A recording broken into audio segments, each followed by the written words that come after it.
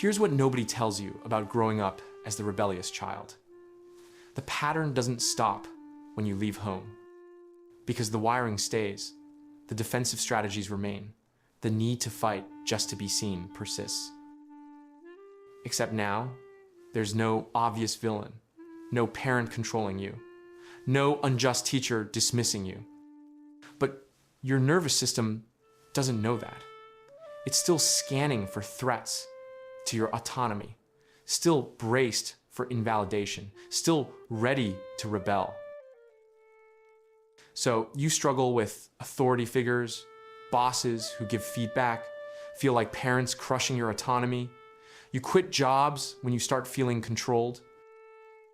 You struggle in relationships, partners who have needs feel like demands, compromise feels like surrender, so you push back even when it's hurting you. You struggle with structure, deadlines feel oppressive, rules feel suffocating. Even self-imposed structure triggers your old rebellion. Because you spent your entire childhood learning, structure equals control. Control equals the erasure of self. So resist all structure. But here's the problem. Adult life requires some structure, some compliance, some cooperation. And you know this intellectually. But your body doesn't care about logic.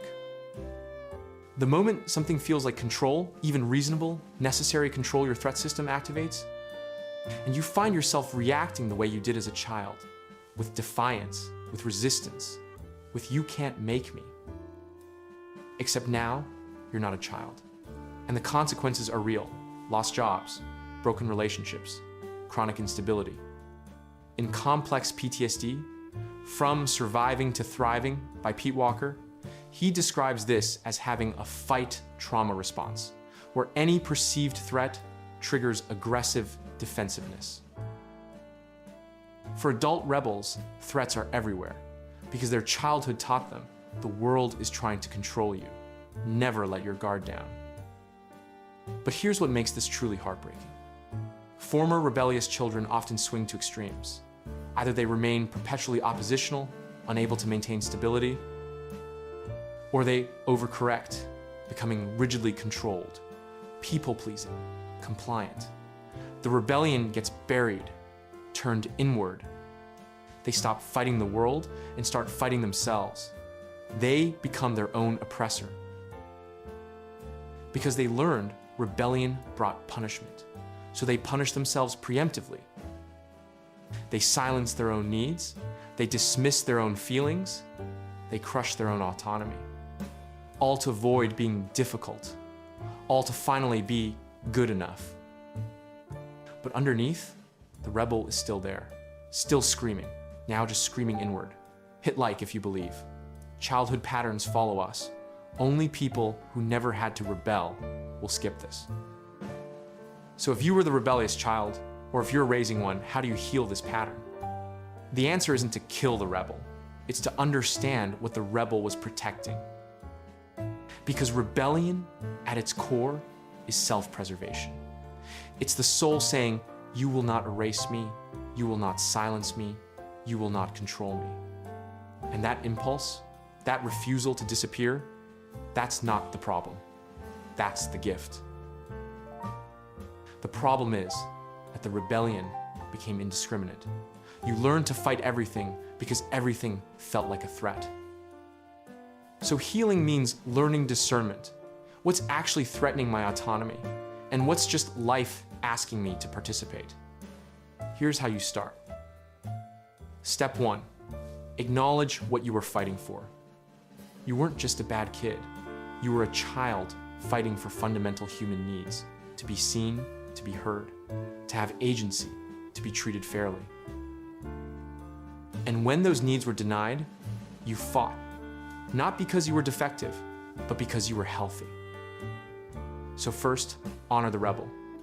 Thank you for fighting. Thank you for refusing to disappear. Thank you for keeping my soul alive. Step 2, recognize that not all authority is oppression. Your childhood taught you that authority figures are threats, but not all structure is control. Not all rules are unjust. Not all feedback is invalidation. Practice asking, is this person actually trying to control me? Or am I projecting my childhood dynamic onto them? Sometimes your boss giving feedback isn't your parent crushing your autonomy. Sometimes your partner stating a need isn't a demand for you to disappear. Learning to distinguish real threats from perceived ones is crucial. Step 3, choose your battles consciously. The rebel in you will want to fight everything, but not everything is worth fighting. Ask yourself, what am I actually fighting for right now?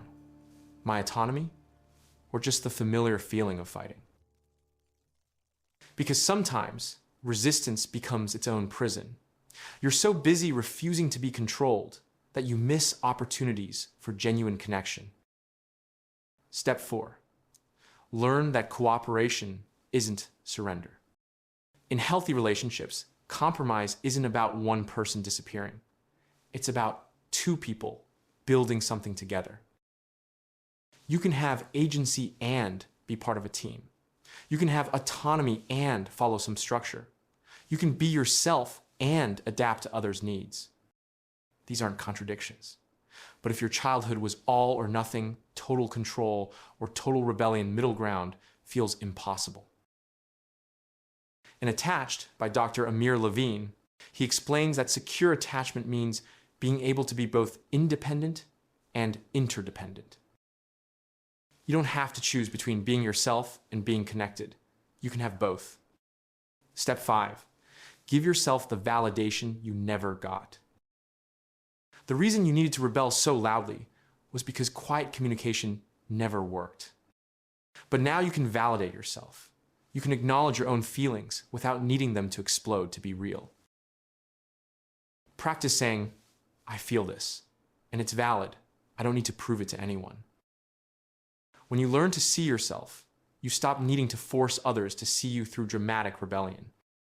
Step 6, find healthy outlets for your fighter spirit. The fighter in you doesn't need to disappear. It needs direction.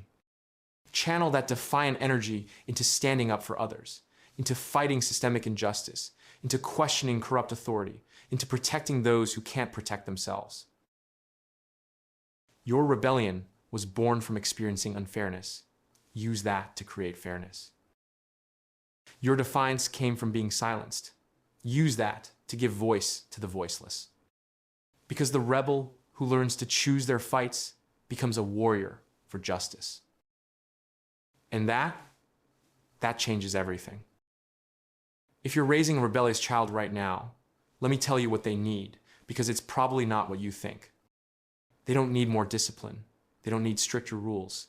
They don't need to be broken or fixed. They need to be seen, not as a problem, as a person. They need you to get curious instead of furious. Instead of, why are you always so difficult? Try, you seem really upset. What's going on for you right now? Instead of, go to your room until you can behave. Try, let's take a break and figure this out together when we're both calm. They need autonomy within structure. Don't give them total freedom, that's overwhelming. But don't crush their agency either. Give them choices. Do you want to do homework now or after dinner? Red shirt or blue shirt? Help with dishes or taking out trash? It's not about letting them do whatever they want. It's about respecting that they're a separate person with preferences that matter. They need their feelings validated before you address behavior. Connection before correction, always. I can see you're really angry right now. That makes sense. And we still can't hit. Let's find another way to show that anger. Validating feelings doesn't mean condoning behavior. It means acknowledging their internal reality before addressing their external actions. They need to know rebellion won't make you leave. Rebellious children are testing, will you still love me when I'm difficult? Or is your love conditional on my compliance? Show them through your consistent presence, your patient curiosity, your refusal to label them as bad, that your love isn't contingent on their behavior. They need you to see the message beneath the behavior. Every act of rebellion is communication. Your job isn't to punish the message, it's to decode it. What is this child trying to tell me? What need isn't being met? What pain are they expressing the only way they know how? In The Connected Child by Dr. Karen Purvis, she teaches that challenging behavior is often a child saying, "I'm hurt, I'm scared, I don't feel safe, I need help." And your response determines everything. If you respond with punishment, the message becomes, your pain doesn't matter, you're the problem. But if you respond with curiosity and compassion, the message becomes, I see you're hurting. Let's figure this out together. You're safe with me. And often, not always, but often the rebellion softens because the need underneath it is finally being met. Share this with every parent struggling with a difficult child. Subscribe if you believe connection heals what punishment breaks. Here's what someone should have told you when you were that defiant, difficult, problem child. I see you. I see how hard you tried to be heard. How many times you asked quietly before you started shouting. How many times you communicated calmly before your communication became chaos. I see how you were labeled defiant when you were just trying to reclaim the autonomy that was stolen from you. How you were called dramatic when your feelings were just trying to be big enough to finally be validated. How you were punished for talking back when you were just trying to point out unfairness that nobody else would acknowledge. How you were called attention-seeking when you were just desperately trying to be seen. And I want you to know, you were never the problem. You were a child in an environment that couldn't hold you, that couldn't see you, that couldn't honor your fundamental humanity. Your rebellion wasn't pathology, it was self-preservation. Your defiance wasn't badness, it was your soul refusing to disappear. Your fight wasn't destructive, it was protective, protecting the essential you from being erased. And I'm sorry. I'm sorry the adults around you didn't understand. I'm sorry they responded to your pain with punishment. I'm sorry they made you believe there was something wrong with you, when the truth was, there was something wrong with how you were being treated. You weren't too much. You were just a child trying to be fully human in an environment that only wanted you compliant. You weren't difficult. You were intelligent, smart enough to see through dysfunction that everyone else was pretending didn't exist. You weren't broken. You were breaking free. And now, years later, you might still carry the label, problem child, difficult, the one who always caused trouble. But I want you to rewrite that story. You weren't the problem. You were the truth teller in a family that preferred lies. You weren't difficult. You were honest in a system that demanded pretense. You weren't causing trouble. You were naming trouble that already existed. And that fighting spirit, the one they tried to crush, the one they labeled as defiance, the one that made you the difficult child, that spirit saved you. It kept your soul alive when everything around you was trying to kill it. So don't you dare apologize for it now. Don't you dare look back and wish you'd been easier, more compliant, less trouble. Because that would have meant disappearing, and you refused to disappear. And that refusal, that beautiful, defiant, life-saving refusal, is why you're still here, still whole, still you. So thank the rebel in you. Honor the fighter. Celebrate the one who wouldn't be silenced. Because they weren't the problem. They were the solution. With love and recognition, the part of you that always knew the truth. Share it with every former problem child who needs this validation. Let me tell you what life looks like when you finally heal your relationship with rebellion. You stop fighting battles that aren't yours. You learn to distinguish between this is actual oppression and this is just my old pattern being triggered. You develop discernment. You can tell when authority is genuinely unjust and worth fighting versus when you're just reacting from old wounds. You learn that cooperation doesn't mean surrender. That working within structure doesn't mean losing yourself. That compromise isn't the same as compliance. You find healthy outlets for your defiant energy. Maybe you become an activist, a lawyer fighting for the underdog, a therapist helping others find their voice, an artist creating work that challenges the status quo. You channel the fighter spirit that once got you labeled difficult into something powerful, purposeful, and needed in this world. You build relationships where disagreement doesn't equal danger, where you can express needs without preparing for punishment, where you can be both yourself and connected. You learn to receive feedback without your entire threat system activating. You can hear criticism and evaluate it rationally instead of immediately defending or attacking. You develop inner authority. You don't need to rebel against external control because you've learned to govern yourself with compassion, with wisdom, with structure that serves you rather than suffocates you. And perhaps most importantly, you stop being at war with yourself. Because that's what often happens to former rebellious children. They internalize the war. They become their own oppressor, their own critic, their own punisher. But when you heal, you make peace. You recognize that the rebel was never the enemy. The rebel was the protector. And now, you don't need that protection anymore, not in the same way. So the rebel can rest, can evolve, can become something more refined, not defiance for its own sake, but principled opposition to genuine injustice. You become someone who stands up when it matters, who speaks truth when others stay silent, who refuses to participate in dysfunction. But you also become someone who can bend when appropriate, who can compromise when it doesn't cost your soul, who can cooperate without disappearing. You develop what psychologists call flexible strength, the ability to be both rooted and adaptive. In Mindset by Carol Dweck, she describes the growth mindset as learning that you're not fixed, that resistance to one thing doesn't mean you must resist everything.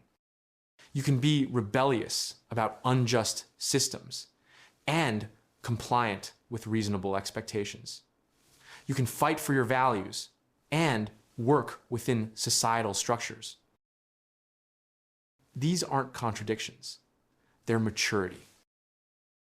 And when you reach this place, this integration of the rebel and the responsible adult, something beautiful happens. You stop exhausting yourself with constant fighting. You stop alienating people who actually care about you. You stop self-sabotaging opportunities because they feel like selling out. Instead, you become strategic. You choose your battles. You use your defiant energy wisely. And people stop seeing you as difficult. They start seeing you as principled, strong, authentic. Because you've transformed rebellion from reaction into intention. And that transformation, that evolution from child who had to fight to survive to adult who chooses when and how to fight, that's freedom. That's the life waiting for you on the other side of healing. Here's what nobody tells you about being the rebellious child. While everyone else was learning to comply mindlessly, you were learning to question. While everyone else was absorbing rules without thought, you were demanding to know why. While everyone else was becoming followers, you were becoming a leader, even if nobody recognized it. Because rebellious children develop something rare and valuable: critical thinking, moral courage, the refusal to accept things just because that's how it's always been. These are the children who grow up to challenge unjust systems, who refuse to participate in discrimination even when everyone else does, who speak up when others stay silent.